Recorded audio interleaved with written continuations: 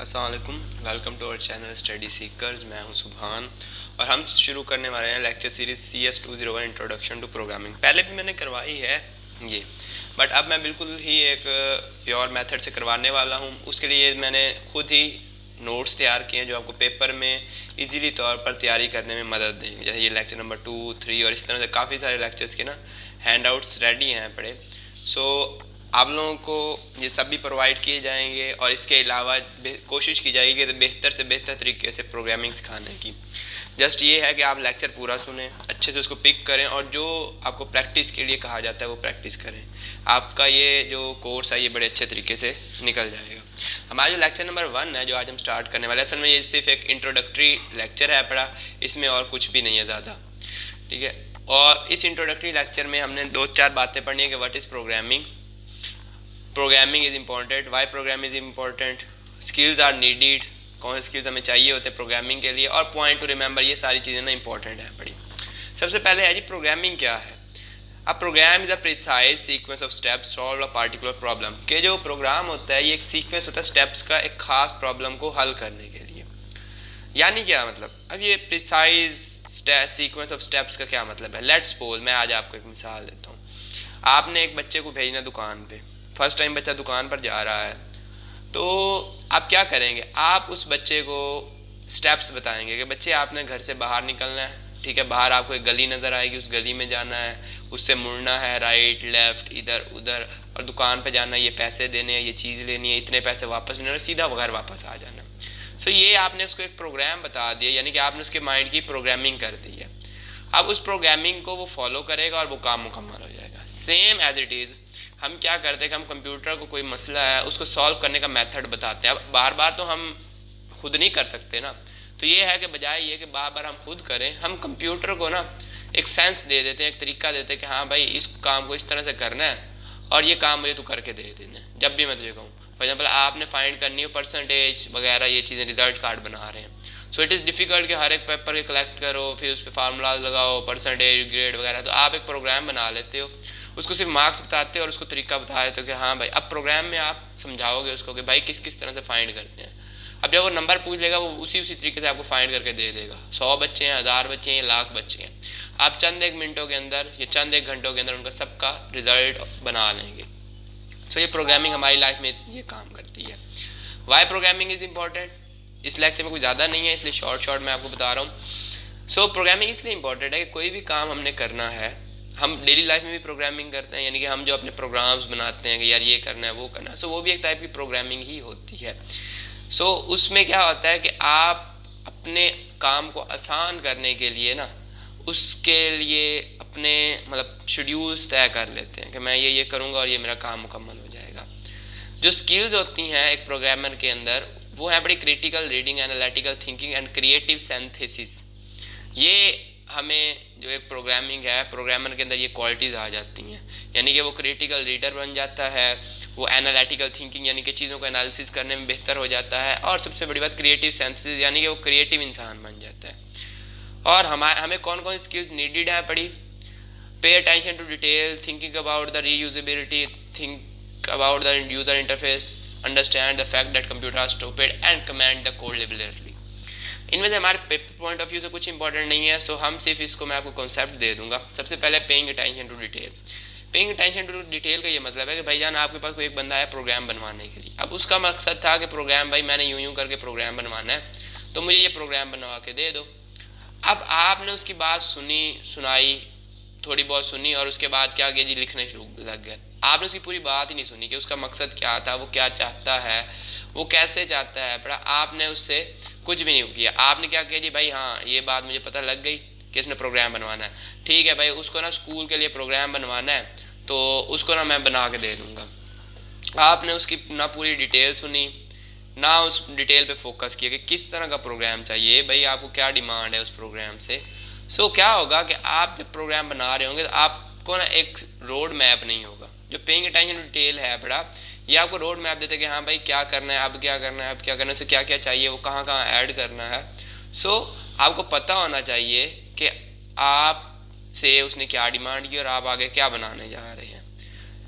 तो बार ये होता है कि आपने लिखा सब कुछ सही है लेकिन उसकी डिमांड के ऊपर वो पूरा ही नहीं उतर रहा। तो जब आपको कोई प्रोग्रामर या कोई कस्टमर या कोई कहीं पर प्रोग्राम बनाने को कहा जाता है तो सबसे पहले आप उसकी वो नीड्स या वो डिटेल्स पूछ लें या वो चीज़ें पूछ लें जो उसको चाहिए, ताकि आप उसको अच्छे तरीके से बना सकें। Thinking about the reusability. Reusability क्या होता है कि आप किसी चीज़ को बार बार इस्तेमाल कर सकें। ऐसा प्रोग्राम बनाएं कि कल को वक्त बदलने के साथ साथ पूरा प्रोग्राम बदलने की भी ज़रूरत ना पड़े। यानी कि फॉर एग्जांपल आप ये नीचे जो इन्होंने मिसाल दी हुई है, इस मिसाल से ले लें कि भाई उन्होंने ना एक सर्कल के लिए प्रोग्राम बनाया, सर्कल के एरिया के लिए। अब भाई सर्कल के एरिया के लिए बना दिया प्रोग्राम, तो कल को ऐसा हो सकता है कि वो प्रोग्राम से ना आप रिंग का एरिया फाइंड करना चाहें। अब रिंग के एरिया फाइंड करने के लिए मुश्किल है, पड़ा दूसरा प्रोग्राम, उसका फार्मूला अलग टाइप के और ये और वो। सो आप एक इजी मेथड उसके अंदर पहले से रख देते हो कि भाई जो रिंग होती है ना, असल में वो क्या है, एक बड़ा सर्कल है, अगर मैं इसके अंदर यहाँ से एक छोटा सर्कल काट दूँ तो एक टाइप की रिंग बन जाएगी। तो आप उस प्रोग्राम में ये लाइन भी ऐड कर देते हैं कि भाई अगर उसने रिंग का फार्मूला फाइंड करना है तो उससे पूछो बड़े सर्कल का एरिया और फिर छोटे सर्कल का रेडियस, और जो आंसर आते हैं उनको माइनस करो तो आपके पास एरिया ऑफ रिंग आ जाएगा। ये प्रोग्राम हम आगे बना के देखेंगे, अपने जब यूज़ करेंगे ना प्रोग्रामिंग तब बनाएंगे ये प्रोग्राम लाजमी, ताकि आपको इसकी समझ आ जाए। क्या है पड़ा कि रिंग है ना, तो रिंग में एक बड़ा सर्कल है, ये छोटा सर्कल है। तो भाई प्रोग्राम को इस तरह से डिज़ाइन किया जाए, कल को अगर आपको रिंग का भी फाइंड करना पड़े एरिया, तो उसको भी आप इजीली तौर पर एरिया को फाइंड कर सको। आपका प्रोग्रामिंग कोड इस तरह से होना चाहिए। इसी तरह से टाइम गुजरता रहता है, नई से नई चीज़ों की ज़रूरत पड़ती रहती है। आप एक स्कूल का प्रोग्राम बना रहे हैं, अभी उसकी नीड्स कुछ और थी, कल को भाई उसको ना एक्सपेंसेस और उन चीज़ों की भी लिस्ट चाहिए हो सकती है जो अभी उसने नहीं डिमांड की, लेकिन कल को वो मांग सकता है। तो आपने जब एक प्रोग्राम डिज़ाइन करना है उस टाइम पर आपने ये रीयूजेबिलिटी वाला फैक्टर अपने अंदर बिल्ड कर लें, अपने अंदर क्वालिटी पैदा कर लें कि कोई भी प्रोग्राम बनाते हुए आपको माइंड में ये हो कि भाई इसको दोबारा भी यूज़ किया जा सके। तो आप उसके अंदर कुछ ऐसी क्वालिटीज़ रख दें जो आपको पता होगा यार ये ऐसा किस्म का बंदा है या ये ऐसी किस्म की इंस्टीट्यूट है और इनको ये मसाइल कल को आएंगे, तो पहले से वो प्रोग्राम में रख दें ताकि आपको प्रोग्राम बहुत बेहतर हो और वो उसको चेंज ना करें। आगे good user interface. User interface क्या होता है, अगर मैं आपको एक हिस्ट्री के लिहाज से थोड़ी सी बात बताऊँ, द फर्स्ट जो हमने ऑपरेटिंग सिस्टम यूज़ किया था, यानी कि सिंपल बात कहूँ तो विंडो जो यूज़ की थी वो थी वन लाइन, यानी कि हम लिख लिख कर यूज़ करते थे, तो हर बंदा यूज़ नहीं कर सकता था। आहिस्ता आहिस्ता जो विंडोज़ ने सबसे कमाल किया था वो ये था कि उन्होंने ये GUI बनाया जो आपको ये नज़र आ रहा है स्क्रीन के ऊपर। GUI का मतलब है ग्राफिकल यूज़र इंटरफेस, और ये एक वाहिद रीज़न थी विंडोज़ के मशहूर होने की। क्या था कि ना उनको अब आपने आइकन्स बना दिए, हर चीज़ बना दी, तो कोई भी बंदा इसको चला सकता है। फिर ब्यूटीफुल लुक है, विंडो XP भी अच्छी थी, बट विंडो 7 के अंदर कौन सी खास बात है कि भाई इसका लुक अच्छा है, कलर स्कीम अच्छी है। अब वो लुक के ऊपर ज़्यादा फोकस कर रहे हैं। सो यूज़र इंटरफेस यानी कि जब एक यूज़र उस प्रोग्राम को चला रहा होता है तो उसके सामने जो स्क्रीन आ रही होती है, जिस तरह से वो कंप्यूटर के ऊपर काम कर रहा होता है, तो उसकी जो सामने वाला इंटरफेस होता है वो अच्छा हो और इस्तेमाल करने में आसान हो, कि एक कंप्यूटर लिटरेट और एक कंप्यूटर इलिटरेट बंदा उन दोनों के दोनों, यानी कि एक कंप्यूटर को जानता और एक नहीं जानता, दोनों के दोनों उसको इजीली चला सकें। जैसे कि आजकल एंड्रॉयड है, ठीक है, हमारे कंप्यूटर की विंडोज़ हैं, इतनी ईजी हो गई है कि एक अनपढ़ बंदा जिसको मतलब ए का भी नहीं पता वो भी उसको अच्छे से चला लेता है। और कैसे चलाता है, आइकन्स की मदद से। सो GUI was the greatest programming in history, कि उन्होंने जब GUI इन्वेंट हुआ तो उससे हमारी जो इंटरफेसेस हैं वो बहुत ईजी हो गए और उनको समझना इतना आसान हो गया कि लोगों ने उनको बहुत जल्दी अपनाना शुरू कर दिया। इसीलिए विंडो XP बहुत ज़्यादा मशहूर हुई। उसके बाद विंडो 7 का इंटरफेस उससे ज़्यादा क्यूट कलरफुल था, तो लोगों ने इसको अपनाया। अब विंडोज़ के क्योंकि ये OS अच्छे हैं तो इस तरह से कीपैड मोबाइल अच्छे थे, बट उनका इंटरफेस इतना अच्छा नहीं था, यूजिंग में मुश्किल थे।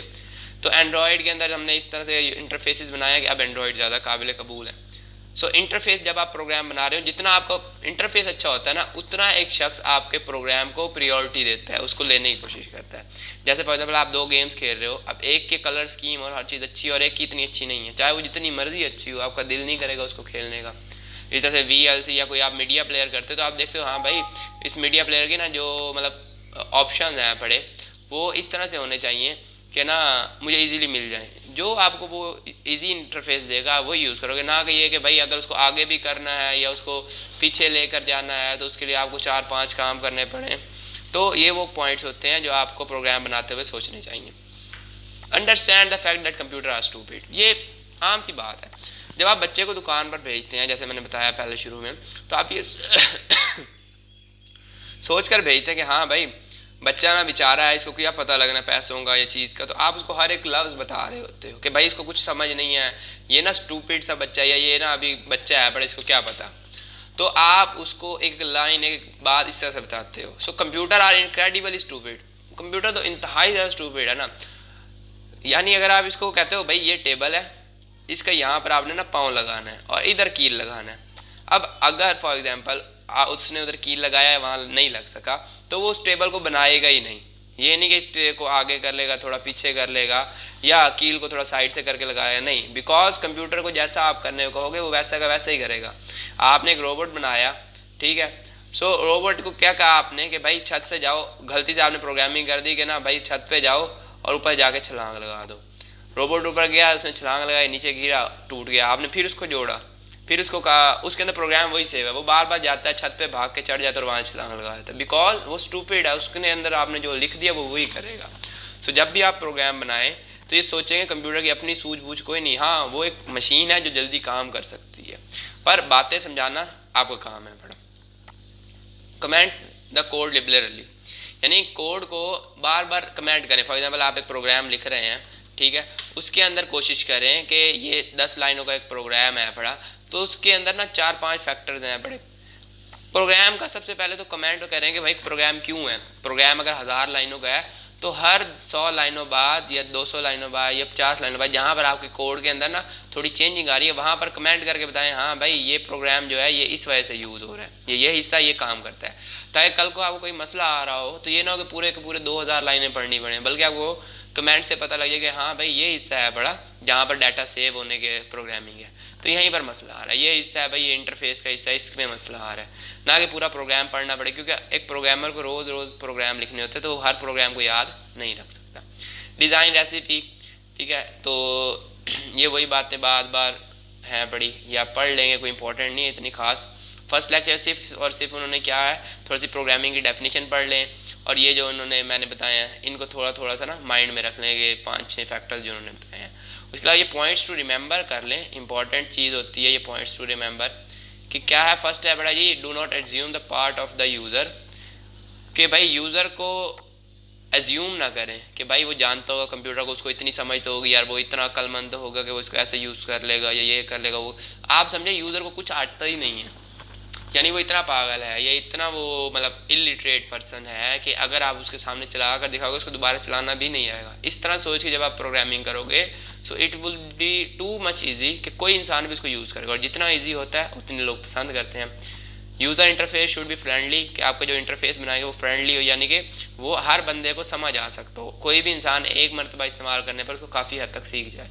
Do not forget to comment the code liberally, यानी कि कोड को कमेंट करना ना भूलें। 10,000 लाइनों का कोड है पड़ा, अगर आप उसको क्या करेंगे कमेंट करते रहेंगे तो कल को जब आपको उसके अंदर से कोई मसला आएगा तो आपको पता होगा हाँ भाई इस हिस्से का मसला है बड़ा, और आप उसी हिस्से को जाकर यूज़ करोगे, उसके ऊपर वर्क करोगे, ना कि पूरे 2000 लाइनों को पढ़ोगे। पे अटेंशन टू डिटेल कि हाँ भाई छोटी छोटी बातों की फिक्र रखें, ये ना हो कि भाई नहीं कमेंट भी नहीं करते, ठीक है फ्रेंडली यूज़र इंटरफेस क्या बनाना है, या अगले बंदे की बात ही ना सुनी कि उसको क्या चाहिए। हर एक चीज़ के ऊपर प्रॉपर फोकस करें। Program and program not just writing code but whole the process of design and development. भाई प्रोग्रामर बनना है। और अच्छा एक बात होती है कि ना एक बंदा कहता है भाई मुझे प्रोग्रामिंग से कोई मतलब ही नहीं है, मैंने तो भाई पास करना ये है वो। आप यकीन माने एक बंदा जिसको प्रोग्रामिंग आती है वो अपने डेली लाइफ के काम आसान कर सकता है। आप में मोस्टली लोग छोटी मोटी जॉब्स करते होंगे, कोई वर्किंग में होंगे, कुछ ऑफिस में होंगे, कुछ स्कूल्स में होंगे, आपको डेली 100 काम होते हैं। आप अपने कंप्यूटर से या मोबाइल से इस तरह के प्रोग्राम्स बना सकते हो जो आपके काम इजी करेंगे। जैसे रिजल्ट कार्ड की मैं मिसाल दे रहा था, क्लास है 100 बच्चे हैं या 40-50 बच्चे हैं बड़ा, आपने रिजल्ट बनाना है। अब कैसे हर एक के भाई रिजल्ट के नंबर लिखो, कैलकुलेशंस करो, ये वो एक छोटा सा प्रोग्राम 25 से 30 मिनट लगते हैं वो बनाएं। उन 25-30 मिनटों के बाद आपका प्रोग्राम सिर्फ आपसे मार्क्स पूछेगा, हाँ भाई इस बंदे के मार्क्स बताओ, कैलकुलेशन करके वो भाई उसकी हर एक चीज़ बता देगा, परसेंटेज, टोटल मार्क्स, ग्रेड, हर चीज़ बता देगा। सिर्फ क्या होगा आपने मार्क्स बताते जाना जल्दी जल्दी, ये भाई इसके इतने मार्क्स इतने मार्क्स इतने मार्क्स है। अच्छा जी इसके बाद आप चाहते हैं जी वो लिस्ट बना के भी दे दे तो भी इसी CS 201 में आपको ये भी बता देंगे हाँ भाई आपने लिस्ट भी बनवानी है, तो वो क्या करेगा, वो आपसे डाटा पूछता रहेगा, आपको कैलकुलेट करके दे भी देगा और उसको सेव भी करता रहेगा। जब आप कंप्लीट हो जाएगी तो आपकी एक लिस्ट फोल्डर बन जाएगा, फाइल, उसको आप निकाल कर प्रिंट कर लें भाई, इजी मेथड। और ये प्रोग्रामिंग है बड़ी। आप ये ना सोचेंगे भाई मेरा प्रोग्रामिंग से कोई वास्ता नहीं तो मैंने क्या करना है, मैंने तो इस फील्ड में जाना है। प्रोग्रामिंग आपकी लाइफ को ईजी करती है। जितना आप प्रोग्राम करना सीखेंगे उतना कल को अगर आपको मसाइल आएंगे तो आप उनको कंप्यूटर की मदद से सॉल्व कर सकते हैं, क्योंकि आने वाली जनरेशन, आने वाला टाइम कंप्यूटर बेस्ड है बड़ा। सो प्रोग्राम लिखते रहें और इसका पूरा प्रोसेस थिंकिंग करें, उसके ऊपर कमेंट करें, ठीक है, उसका डिज़ाइन करने की कोशिश करें, उसका इंटरफेस अच्छा बनाएं और वो इजी टू यूज़ हो। सो हमारा फर्स्ट लेक्चर इतना ही था, कोई ज़्यादा डिटेल नहीं थी। सेकंड लेक्चर से हमारी कुछ डिटेल होगी, उसके लिए मैंने आपको पहले बता दिया फर्स्ट लेक्चर में, क्योंकि याद करने वाला इतना खास कुछ नहीं था तो मैंने उसके कोई ख़ास नोट्स नहीं बनाए। सेकंड लेक्चर से आपको ये नोट्स मिल जाएंगे। जिसने ये नोट्स हासिल करने हो वो कमेंट सेक्शन में मुझे कह देगा, या फिर आप हमारे नंबर्स पर रब्ता करके ये नोट्स हासिल कर सकते हैं। It would be very useful for paper preparation.